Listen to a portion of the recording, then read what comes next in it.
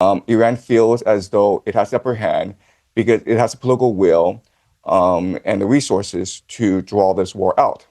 Now, let's assume that Trump does withdraw from the Middle East. Then what happens is that the GCC nations of Saudi Arabia, Bahrain, Qatar, Kuwait, UAE now are forced to pay a ransom to Iran because they supply the world with their oil through the Strait of Hormuz. 20%. Sometimes in the this most video- interesting part of an interview isn't what gets said, it's what gets brushed past. Today, Piers Morgan sits down with Professor Jiang Xueqin, and as the conversation unfolds, things get more interesting than you might expect. Before we dive into the full story, comment where you are watching from and don't forget to like and subscribe so you don't miss the next one. First, let's watch the full clip.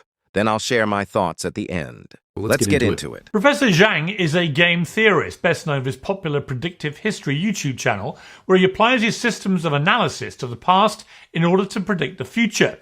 Back in 2024, he predicted that Trump would win the presidency, that Trump would go to war with Iran, and that the US would lose that war. This has sparked a flurry of interest in both his work and his rather colourful adjacent opinions. Professor Jiang joins me now. Professor Jiang, thank you very much indeed for joining me on Uncensored. Hi, Piers. Let me start with these three big predictions because you've been proven obviously completely right about two of them, and the third one is now unfurling before our eyes. Are you confident that you'll be proven right with the third prediction, that Iran ultimately will prevail in this war? Right. So right now, the United States and Iran are fighting a war of attrition. The United States is trying to degrade Iran's military capacity, and Iran is trying to strangle the world economy. And it turns out that Iran is putting on a lot of pressure on the GCC. And I think at the end of the day, the United States will be compelled to send ground forces. Once the United States sends in ground forces, there's no turning back. It's all in. The sunk cost fallacy kicks in. It'll be another Vietnam for the United States because Iran is a mountain fortress. And the United States right now doesn't have the manpower, the manufacturing capacity, and the political will to fight a long war of attrition on the ground in Iran. Right, so I think because of what you've said at the end there, it's highly unlikely that Trump would commit ground forces because he's always pledged not to, and I think he would see the inherent danger of that. So if he doesn't commit ground forces, how do you see this war playing out? Well, right now, if Trump doesn't commit ground troops, he does have a variety of options. The first option is just to simply declare victory and call it a day. Unfortunately, the problem with that is that US bases are still exposed, the GCC economies are still under pressure, the Strait of Hormuz is still closed, and there are no signs that Iran is interested in peace negotiations. Iran feels as though it has the upper hand because it has the political will and the resources to draw this war out. Now, let's assume that Trump does withdraw from the Middle East. Then what happens is that the GCC nations of Saudi Arabia, Bahrain, Qatar, Kuwait, UAE now are forced to pay a ransom to Iran because they supply the world with their oil through the Strait of Hormuz. 20% of the world's oil flows through the Strait of Hormuz. But in return, they get food. So the GCC nations import anywhere from 80 to 90% of their food from overseas. And so basically the center of gravity shifts from the petrodollar to whatever financial system that Iran wants to focus on. And it could be BRICS, it could be gold, it could be anything. But remember, the problem with that is that the US economy is a Ponzi scheme. It's dependent on the GCC investing in AI and tech stocks, in startups like Uber in order to finance the US economy. If this financing stopped, then the U.S. economy could face collapse. And this means that these young men could not afford their OnlyFans anymore, and this could lead to a revolution in the streets. So the consequences for America would be dire if America were to retreat from the Middle East.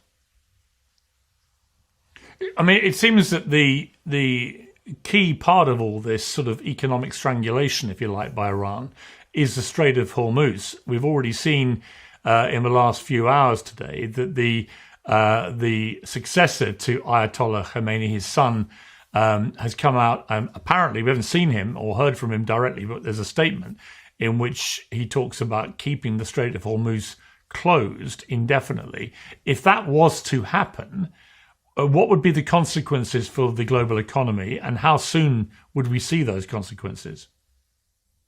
Well, I mean, the consequences would be dire because cheap energy, cheap petroleum products are the very basis of the global modern economy. So it just wouldn't be jet fuel that would be affected. It would also be food because remember, food is produced by fertilizer, which comes from the GCC as well as sulfuric acid, which helps the process of some semiconductor production. So artificial intelligence, food production, global travel are all dependent on products from the GCC. It's only been 2 weeks that the Strait of Hormuz has been closed for almost 2 weeks now, and already we're seeing high oil prices surpassing $100 a barrel. Iran says that they want to move it to $200 a barrel, which signals that they want the Strait of Hormuz closed for months. Now remember, even if Iran were to open up the Strait of Hormuz, it would take weeks before oil production continues. So I think for the global economy, I think we've reached the point of no return. And in the future, global economies have to commit to a bit of deindustrialization and even mercantilism in order to survive future shocks. So if you go to Southeast Asia, Vietnam and Thailand have already ordered the government workers to work from home in order to save fuel. You've pointed out that the Gulf Cooperation Council monarchies, the GCC, as you've alluded to several times here, are structurally unusual states because they're propped up by oil, desalination. They don't have their own water supply naturally, and American protection. You say correctly, they were built in open desert with no food security, as you said, 80% imported, no water security, the desalination dependency, no geographic defenses, they're flat, exposed terrain, no demographic cohesion.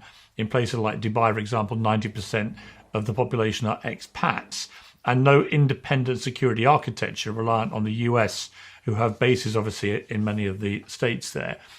If you put all this together, is what's happening now, in terms of the tactics that Iran are deploying, including the threats to desalination, but also targeting, obviously, targeted hotels and airports and so on, going to the heart of what the states there would like to see as the future of their economy, which is tourism, sport, entertainment, clearly designed to scare people away from that.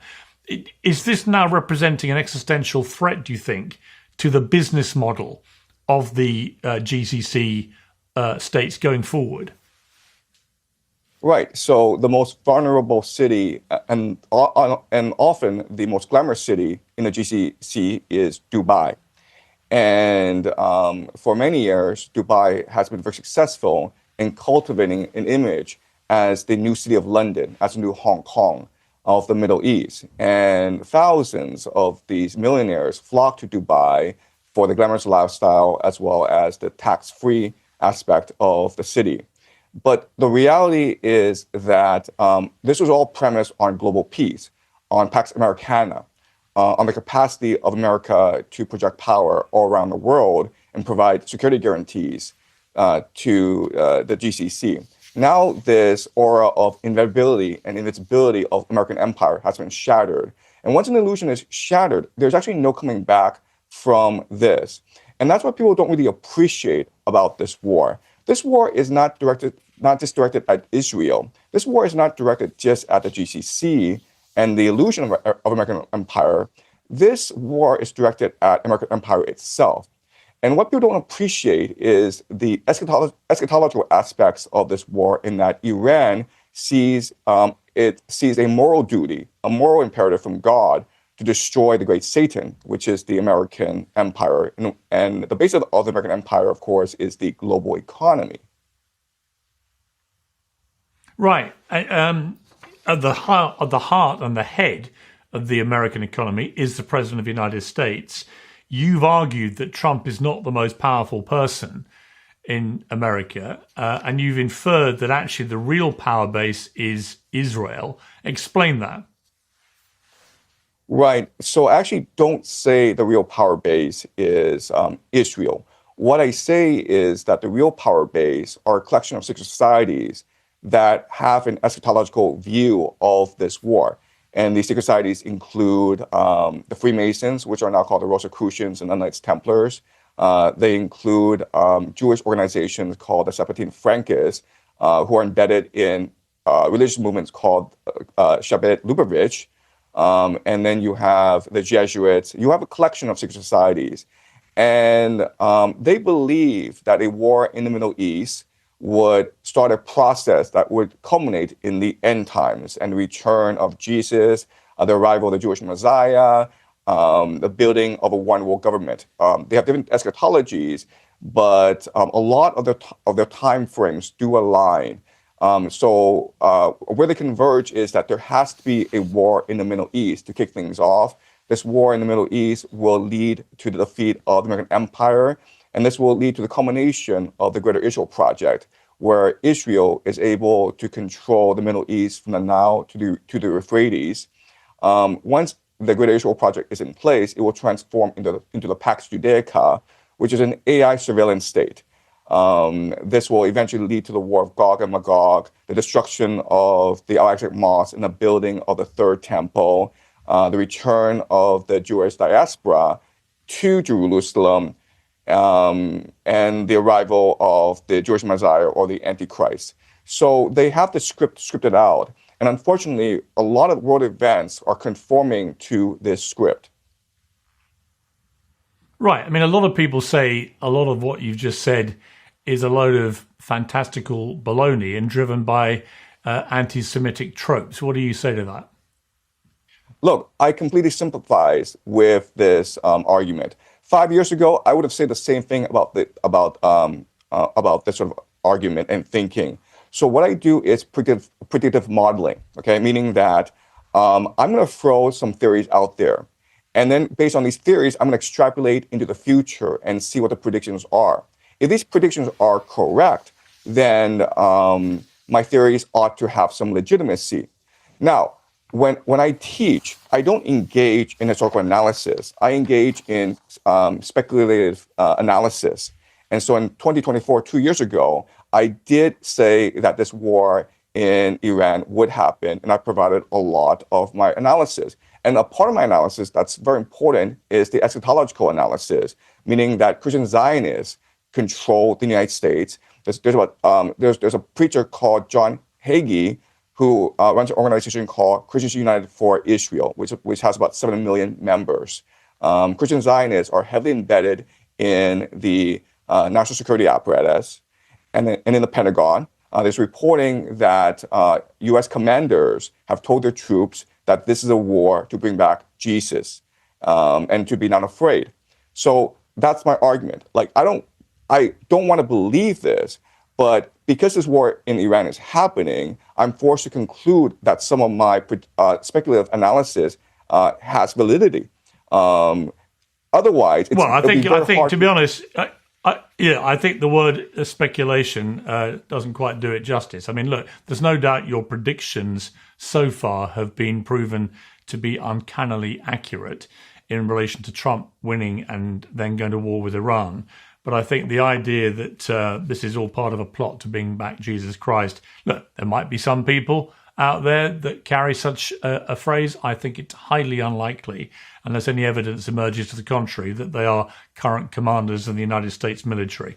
But Professor Jiang, you have a big following. Lots of people are interested in your predictive analysis, and it's good to have you on Uncensored. Thank you very much. Right. So after watching that exchange, what stood out to me wasn't even the predictions themselves. It was the reaction to them. Because whether you agree with Professor Jiang or not, he was clearly trying to explain the conflict through incentives, power, and long-term pressure rather than just headlines. Now, that doesn't mean every claim deserves agreement. And to be fair, challenging bold arguments is part of journalism. But there's a difference between challenging an idea and shutting the conversation down before it's fully explored. Because when Jiang started talking about attrition, political limits, and the long-term cost of conflict, those are questions history has asked before. And that's what made this moment interesting. Not whether Professor Jiang is right, not whether Piers Morgan is wrong, but whether the conversation actually gave the audience enough space to judge the argument for themselves. Let me know what you think in the comments. Did Piers challenge the ideas fairly, or did he dismiss them too quickly?